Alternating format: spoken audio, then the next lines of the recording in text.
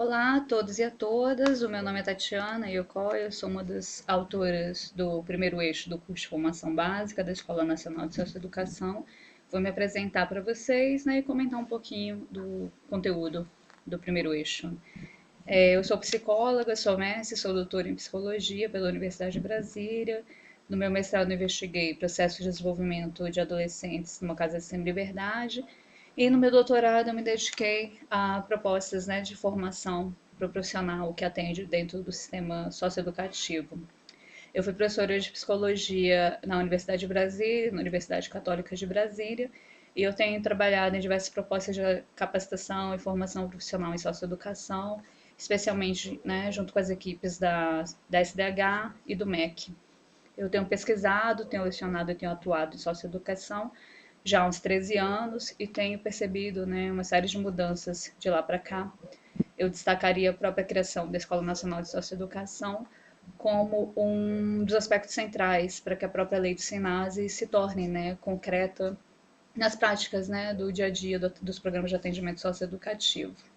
Atualmente eu trabalho na equipe de gestão da Secretaria de Desenvolvimento Humano e Social do Governo de Brasília e também integro um grupo de pesquisa no UNB, né, que tem pensado muito sobre a formação da socioeducação. É um grupo coordenado pela professora Maria Cláudia Santo Lopes de Oliveira e nós temos publicado uma série de materiais, tanto de cunho acadêmico quanto de cunho didático, orientado aos profissionais de socioeducação. Um desses materiais, né, é esse primeiro eixo do curso de formação básica, sobre adolescência e juventude, questões contemporâneas. Esse eixo foi elaborado com muito carinho, com muita dedicação, com a intencionalidade de compartilhar, né, alguns conhecimentos sobre temas que são tão importantes para os profissionais, né, que estão aí participando, que estão engajados com as temáticas de socioeducação. Algumas das perguntas que a gente escuta com muita frequência, assim, olha, o que é esse adolescente afinal? A menina que eu atendo lá na LA, né, na Liberdade Assistida, ela se comporta de tal jeito, afinal de contas, assim, ela é criança ou ela é adolescente, né? Ah, o menino lá da minha unidade de internação, ele faz tal coisa, isso é normal para adolescente? Né? São algumas perguntas, assim, que sinalizam um grande desejo, né, do profissional de socioeducação em conhecer mais, em aprofundar seus conhecimentos e articular, né, seus saberes e seus fazeres a novas possibilidades de compreensão dos adolescentes de hoje em dia. Além do texto básico do eixo, né, nós propomos também que vocês participem bem do Espaço do Fora Discussão, que é assim, um ambiente riquíssimo para troca de experiências, para construção coletiva de conhecimentos e para troca para reflexões, né, sobre as práticas. Né? Ao longo do nosso eixo, a gente propôs algumas perguntas para fora de discussão e convidamos muito vocês, né, para vocês participarem desse espaço também. Tá? Nós produzimos, né, esse primeiro eixo do curso procurando relacionar o desenvolvimento dos adolescentes questões de hoje em dia, né? Por exemplo, novos arranjos de família, as vulnerabilidades que os nossos adolescentes enfrentam, a tendência, né, criminalizar determinados grupos de adolescentes, né, dentre outros temas que a gente procurou dar destaque. No início, né, a gente procurou propor, né, diversos questionamentos a mitos, a estereótipos sobre adolescentes. Né? Na nossa cultura é muito comum a gente escutar que todo adolescente é rebelde, que adolescente não tem limite, que o adolescente não quer nada com nada, que todo adolescente é um aborrecente, né? E a gente gostaria de propor, né, questionamentos sobre esses conhecimentos comuns, porque o profissional de socioeducação ele precisa, né, estar com o seu trabalho subsidiado por outros tipos de conhecimentos para além desses.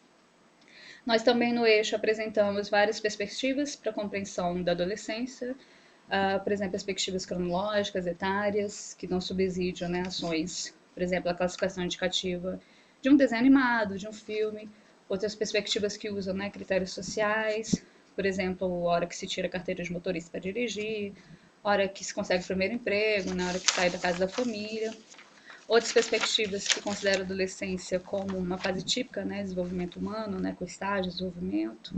Outras perspectivas de cunho mais sociocultural, né, que é o que nós valorizamos mais, porque essa perspectiva tem mostrado mais fértil para a compreensão das diversas possibilidades de ser adolescente nos dias de hoje. Né? A gente também discute a diversidade de arranjos e dinâmicas de famílias contemporâneas, até porque uma das perguntas que a gente sempre escuta é assim, olha, o adolescente que o atende, ele fez tal coisa. Será que é porque ele foi criado pela tia, né? Não tem a figura do pai dentro de casa? Será porque ele tem a tal da família, né, desestruturada? O mito, né, de que o único arranjo familiar, né, possível, saudável, seria o da família nuclear burguesa, aquele, né, composto pelo casal, né, pai e mãe, e pelos seus filhos. No entanto, a gente vê que a nossa sociedade tem mudado muito, as nossas famílias têm se transformado muito ao longo do tempo, isso em virtude de uma série de fatores, né, de mudança nas relações de trabalho, uma maior expectativa de vida, os vínculos comunitários têm se tornado cada vez mais fragilizados, né? É comum hoje em dia que nós tenhamos arranjos familiares, famílias adotivas, famílias extensas, famílias reconstruídas, famílias interculturais, né? Enfim. Uh, a gente defende que é sim possível encontrar dinâmicas familiares protetoras, educativas, independentemente do arranjo, né, dos membros da família. Então, nós gostaríamos de estimular também visões mais plurais, mais flexíveis sobre, né, as configurações de famílias brasileiras. Aí, continuando no eixo 1, né, nós trazemos um panorama sobre o contexto socioeconômico das adolescências, no plural, né, brasileiras. A gente dá destaque a diversas vulnerabilidades que nossos adolescentes enfrentam. Né? Por exemplo, a grande percentagem de adolescentes brasileiros que vivem em situação de extrema pobreza, ao fato de que praticamente metade dos adolescentes de 15, 16 e 17 anos estão, né, com um atraso na escola ou mesmo já abandonaram os estudos, e um alarmante índice de homicídio na adolescência no país. Né? Diariamente, em média, são assassinados 19 adolescentes no Brasil. Isso é muito, muito preocupante. Né? E, assim, diversas dessas vulnerabilidades se articulam entre si, mas elas tendem a causar, né, mais riscos e danos para adolescentes que possuem vínculos homoafetivos, para adolescentes pobres, para adolescentes negros, para adolescentes que moram, né, em comunidade de periferia, periferia entre aspas, para ser didática, porque o nosso tempo aqui é curto, periferias do centro urbano.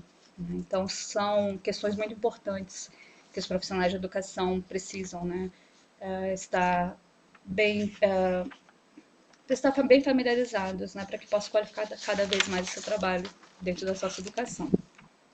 Seguindo no eixo, também a gente apresenta um panorama, né, da atual situação vivenciada pelos adolescentes que cumprem medida socioeducativa no país. Né, a gente destaca aqui que tem mais de 88 mil adolescentes que cumprem medida em meio aberto, né, LA, liberdade assistida, prestação de serviços. Mais de 20 mil adolescentes que estão em situação de restrição ou de privação de liberdade. O aumento, né, da aplicação das medidas em meio aberto, e que a maior parte, né, dos atos infracionais atribuídos a adolescentes, eles se referem a roubo e a tráfico de drogas, ou seja, não são infrações contra a pessoa. Né? Por outro lado, mesmo com isso, a medida, né, socioeducativa mais adotada tem sido a internação no nosso país. É importante que todo profissional de socioeducação conheça, esteja sempre atualizado sobre dados desse tipo, né? São dados com base no levantamento anual da SDH. Essas informações podem servir de subsídio para que esse trabalhador possa, né, se posicionar criticamente diante de uma série de premissas do senso comum que contribuem para a criminalização dos nossos adolescentes e para que esse profissional também, né, possa defender a função pedagógica da medida socioeducativa e a responsabilização dos nossos adolescentes. Enfim, né, gostaríamos de dar boas-vindas para vocês. Como eu disse anteriormente, esse primeiro eixo foi elaborado com muito carinho, com muita dedicação, e nós esperamos que esse material colabore, né, para que vocês conheçam mais sobre adolescências, sobre famílias, sobre mitos e estereótipos sobre adolescentes, sobre processos de criminalização dos adolescentes e, né, sobre os adolescentes que estão em situação de cumprimento de medidas socioeducativas. Os temas que nós procuramos destacar, eles são importantíssimos para que os profissionais da socioeducação possam atuar em direção à garantia de direitos e atuar como, né, agentes de promoção e desenvolvimento dos nossos adolescentes. Tanto dos adolescentes, quanto das famílias adolescentes e das comunidades, né, que os nossos adolescentes participam. Então, a gente deseja aí uma excelente leitura, ótimas discussões e trocas aí nos fóruns, né, de discussão, e que as aprendizagens sejam bastante férteis para cada um de vocês, tá? Então, um grande abraço, bom curso e muito obrigada. Abraço, tchau, tchau.